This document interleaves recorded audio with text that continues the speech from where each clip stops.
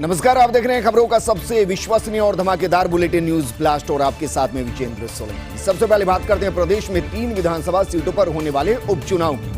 उपचुनाव में 7 लाख से ज्यादा वोटर्स प्रत्याशियों के भाग्य का फैसला करेंगे।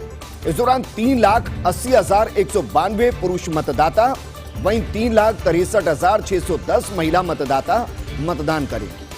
17 अप्रैल को उम्मीदवारों के भाग्य का फैसला मतपेटियों में बंद हो जाएगा। वहीं 2 मई को मतगणना होगी। इससे पहले डोर टू डोर अभियान में प्रत्याशी सहित 5 व्यक्ति ही प्रचार कर सकेंगे। यानी कि जिस तरीके से आपको पहले भारी लवाजमा नजर आता था, उस तरीके का लवाजमा नजर नहीं आएगा। बाकायदा कोरोना को देखते हुए गाइडलाइन जारी की गई है। लेकिन कितने वोटर्स हैं ये हम आपको बता रहे हैं। दरअसल अगर बात तीनों सीटों की जाए, मसलन सहाड़ा, राजसमंद और इसके अलावा सुजानगढ़, तो इस उपचुनाव में 7 लाख से ज्यादा वोटर्स प्रत्याशियों के भाग्य का फैसला करेंगे। यानी कि कह सकते हैं कि अपने अपने क्षेत्रों में आने वाले 2.5 साल के लिए विधायक को चुनेंगे। इस दौरान 3,80,192 पुरुष मतदाता और 3,63,610 महिला मतदाता मतदान करेंगी। दोनों पार्टियां उम्मीद कर रही हैं कि ज्यादा से ज्यादा वोटिंग हो और उनके पक्ष में हो, और यह सब होगा 17 अप्रैल को, क्योंकि 17 अप्रैल को उम्मीदवारों के भाग्य का फैसला होगा। यानी कि 17 अप्रैल को तीनों सीटों पर मतदान होगा और उससे पहले दोनों ही पार्टियां पूरी जोर आजमाइश लगा रही है। निर्दलीय भी जोर आजमाइश लगा रही है। अन्य पार्टी जो मैदान में है वो भी जोर आजमाइश लगा रही है। सभाएं की जा रही है, रैली की जा रही है। लेकिन 2 मई को जो मतगणना होगी, उससे पहले अगर डोर टू डोर कैंपेन किया जाता है तो उसमें सिर्फ 5 व्यक्ति ही प्रत्याशी समेत प्रचार करते हुए नजर आएंगे। भारी लवाजमा लेकर आप गांव की गलियों में, शहरों की गलियों में डोर टू डोर प्रचार नहीं कर सकते। तो प्रदेश में 3 सीटों पर विधानसभा उपचुनाव की गहमागहमी साफ तौर पर दिखाई दे रही है। 3 विधानसभा सीटों पर नाम वापसी के बाद उपचुनाव की तस्वीर पूरे तरीके से बदलती हुई नजर आई है। अब तीनों सीटों पर 27 उम्मीदवार मैदान में हैं। सहाड़ा की बात की जाए तो सहाड़ा में सबसे कम 8 उम्मीदवार हैं, सुजानगढ़ में 9 उम्मीदवार हैं और राजसमंद में सबसे ज्यादा 10 उम्मीदवार मैदान में हैं। वहीं अगर बात की जाए सबसे ज्यादा नामांकन किस सीट पर हुआ था, तो वो सीट थी सहाड़ा, जिस पर अब सबसे कम प्रत्याशी बचे हैं। सहाड़ा में सर्वाधिक 21 प्रत्याशियों ने नामांकन दाखिल किया था, लेकिन आज की तारीख में 8 ऐसे उम्मीदवार जो मैदान में डटे हुए हैं। लेकिन इनमें से बीजेपी के बागी लादूलाल पीतलिया समेत 8 ने नामांकन वापस लिया। बाकी बचे 5 प्रत्याशियों का पर्चा रद्द हो गया था। बात अगर राजसमंद की करें तो राजसमंद में 17 प्रत्याशियों ने कुल पर्चा भरा था। 4 ने नामांकन वापस लिया, 3 का पर्चा रद्द हुआ, 10 अभी भी मैदान पर डटे हुए हैं। तीनों सीटों पर 7,43,000 मतदाता भाग्य का फैसला करेंगे। यानी जिस सीट पर सबसे ज्यादा प्रत्याशी ताल ठोकते हुए नजर आए थे, आज उसी सीट पर सबसे कम प्रत्याशी मैदान में डटे हुए हैं। तीनों सीटों की ओवरऑल बात की जाए तो 27 उम्मीदवार इस वक्त मैदान में। सबसे कम सहाड़ा में 8, सुजानगढ़ में 9 और राजसमंद में 10 है। जबकि सहाड़ा में सबसे ज्यादा 21 प्रत्याशियों ने नामांकन दाखिल किया था, लेकिन नाम वापसी की तारीख यानी कि कल 3 तारीख तक 8 ऐसे प्रत्याशी जिन्होंने नाम वापस लिया। इनमें जो सबसे बड़ा नाम था लादूलाल पीतलिया का नाम था, जिन्होंने नाम वापस लिया, और ये बीजेपी के लिए राहत की खबर। इसके अलावा जो 5 प्रत्याशी थे उनके पर्चे रद्द हो गए थे। इस तरीके से अब आज की तारीख में सबसे कम प्रत्याशी सहाड़ा पर बचे हैं।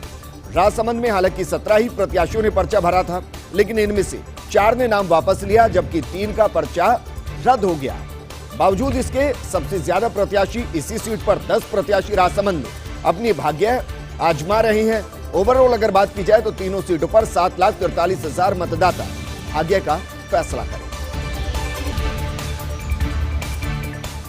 वहीं उपचुनाव में अब छत्रप भी निकलते हुए नजर आएंगे। राजस्थान उपचुनाव की जमीन से उपजे सियासत के नए छत्रप। 17 अप्रैल को सुजानगढ़, सहाड़ा और राजसमंद में उपचुनाव है। उपचुनाव के नेता राजस्थान की सियासत में छोड़ चुके हैं गहरी छाप।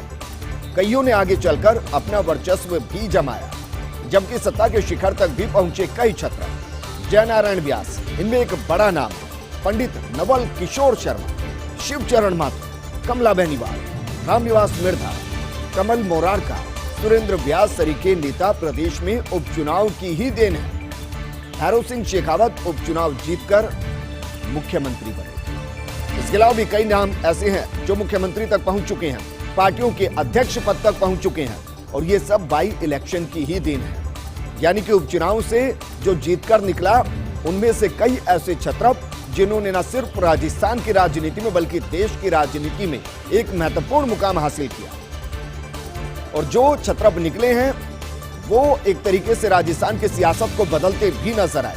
अब चूंकि 17 अप्रैल को सुजानगढ़, सहाड़ा और राजसमंद में उपचुनाव है, कौन जीतता है और उसका आगे की राजनीति में भविष्य क्या होगा ये बता पाना अभी थोड़ा मुश्किल, लेकिन उपचुनाव में नेता किस तरीके से जीतकर आगे बढ़े हैं उनमें से कईयों के नाम हम आपको बता रहे हैं जिन्होंने अपना वर्चस्व न सिर्फ राजस्थान की राजनीति में बल्कि अपनी पार्टी के अंदर और देश की राजनीति में कायम किया। शिखर तक पहुंचे, सत्ता के शिखर तक पहुंचे।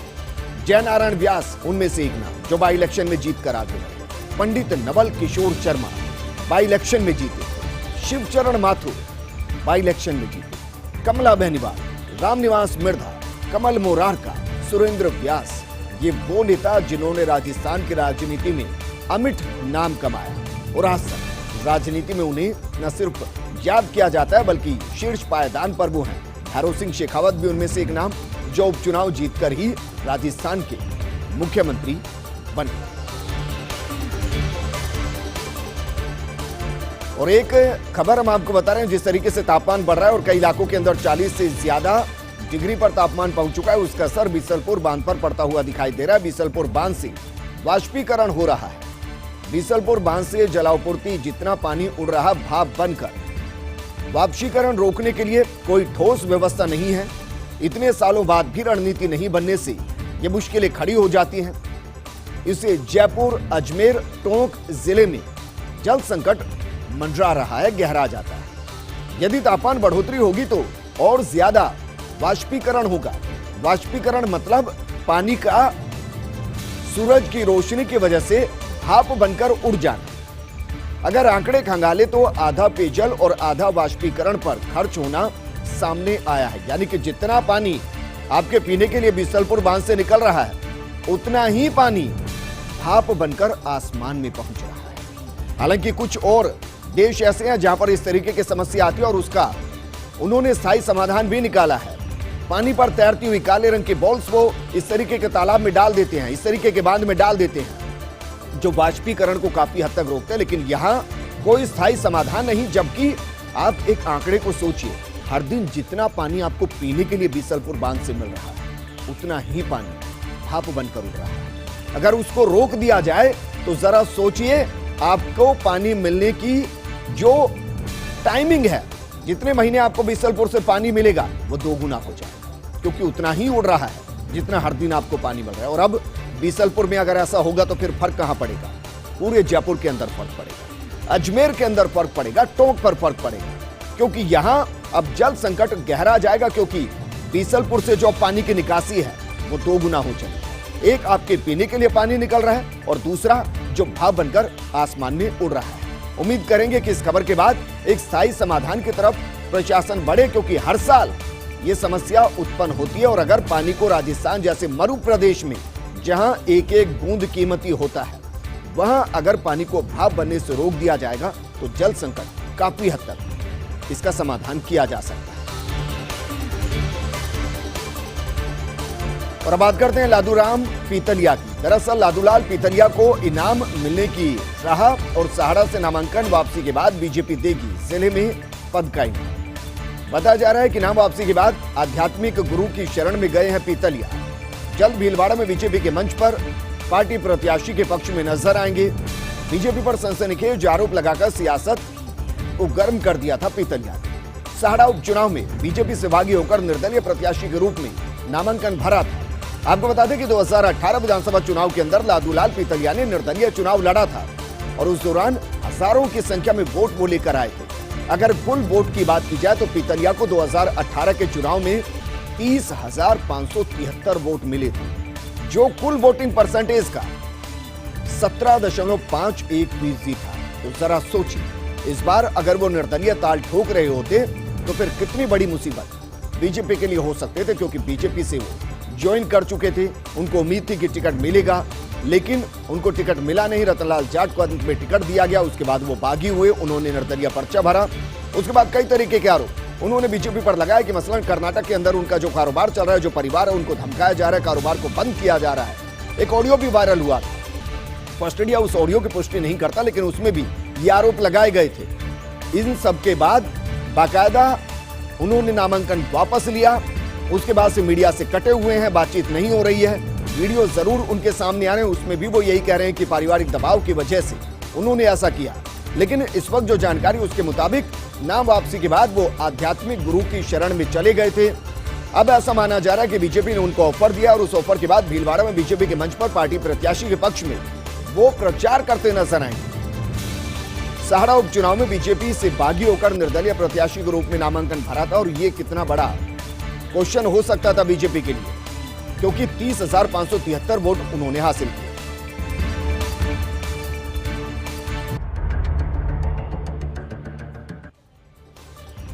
ब्रेक के बाद आपका स्वागत है। ईश्वरप्पा की महत्वाकांक्षा से बीजेपी निराश है। कर्नाटक बीजेपी में अंदरूनी जंग जारी है।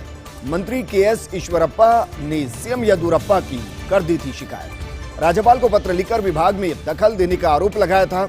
अब ईश्वरप्पा के पत्र के टाइमिंग से उठाए जा रहे कई सवाल, क्या भविष्य में सरकार के अंदर कोई बड़ा तूफान उठ सकता है? अलबत्ता बीजेपी ईश्वरप्पा के इस कदम से बेहद नाराज है। हालांकि मोदी और शाह भी समय समय पर करते येदियुरप्पा की तारीफ और तारीफ कर संदेश दिया कि प्रदेश में येदियुरप्पा ही हैं बीजेपी के नेता। ईश्वरप्पा को आलाकमान ने पहले ही ऐसी गतिविधि से बचने को कहा था। 2 जगह उपचुनाव के बीच चिट्ठी बीजेपी को चिंता में, संकट में डाल सकती है।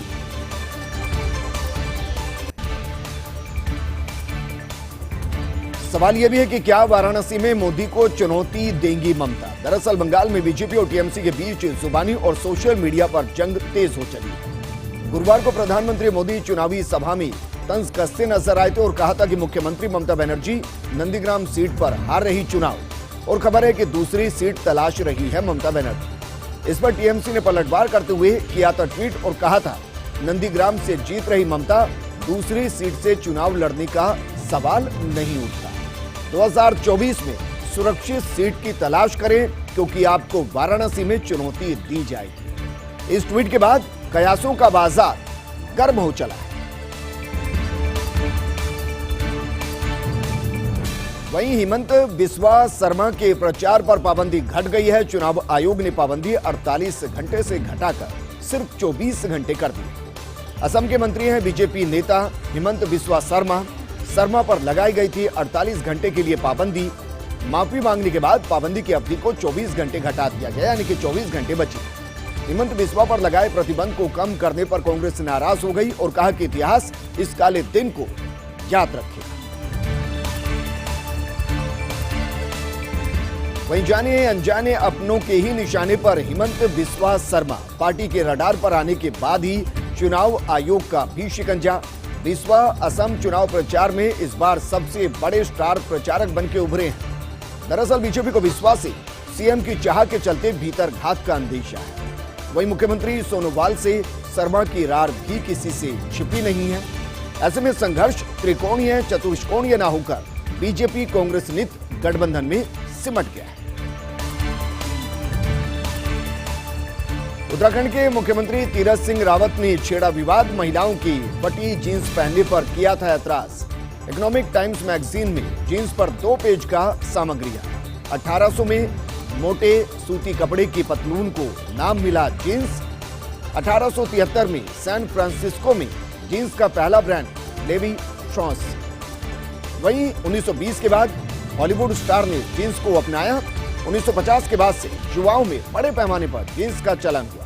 1960 के बाद जेंडर इक्वलिटी का प्रतीक बनी जींस।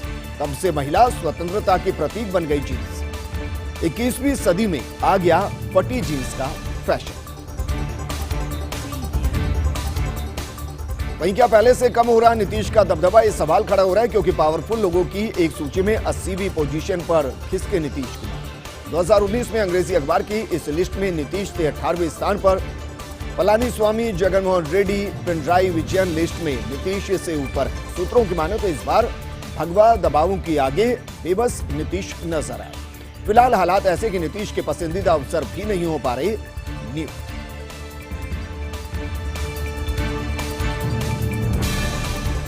और अब बात करते हैं पलटू इमरान खान, जिसका एक और यू टर्न नजर आया है। भारत विरोधी हरकतों से बाज नहीं आ रहे इमरान, पहले शांति पैगाम भेजा और बाद में पलटी मारी। उसी तरह भारत से कपास और चीनी आयात को भी मंजूरी दी थी, लेकिन इस मुद्दे पर भी धारा 370 का राग अलापते हुए यू टर्न लिया और कहा कि मौजूदा परिस्थितियों में भारत के साथ व्यापार संभव नहीं है।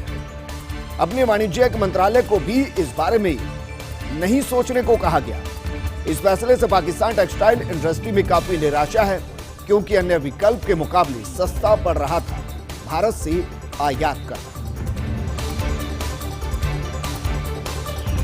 वहीं समन्वय के अभाव में पाकिस्तान की मौज, ना पंजाब की स्वीकृति, ना राजस्थान की क्षमता। समन्वय के अभाव में पाकिस्तान भेजा जा रहा है हिस्से का पानी। इंदिरा गांधी मुख्य नहर पंजाब और राजस्थान भाग में दी जा रही है बंदी।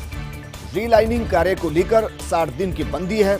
इंदिरा गांधी नहर से राजस्थान के 10 जिलों की प्यास बुझती है, लेकिन अब ये पानी पाकिस्तान भेजा जा रहा है और वजह समन्वय की कमी। बांग्लादेश में हिंदुओं की स्थिति बदतर है। बांग्लादेश से हिंदुओं का भारत में पलायन अब भी जारी है। पलायन जारी रहा तो 25 साल बाद बांग्लादेश में नहीं बचेगा एक भी हिंदू। CDPHR की ताजा रिपोर्ट में दावा किया गया, पाकिस्तान, बांग्लादेश, अफगानिस्तान, मलेशिया, तिब्बत में मानवाधिकार को लेकर रिपोर्ट तैयार की गई। 4 दशक में बांग्लादेश से 2.3 लाख से ज्यादा लोग हर साल पलायन कर रहे हैं। पाकिस्तान में हिंदू सिख की आबादी अब सिर्फ 2.5% रह गई है, जबकि अफगानिस्तान में हिंदू अब लुप्त होने की कगार पर पहुंच चुके हैं। इस बुलेटिन में फिलहाल इतना ही, लेकिन आप बने रहिए फर्स्ट इंडिया न्यूज के साथ, क्योंकि खबरों का सिलसिला लगातार जारी है। नमस्कार।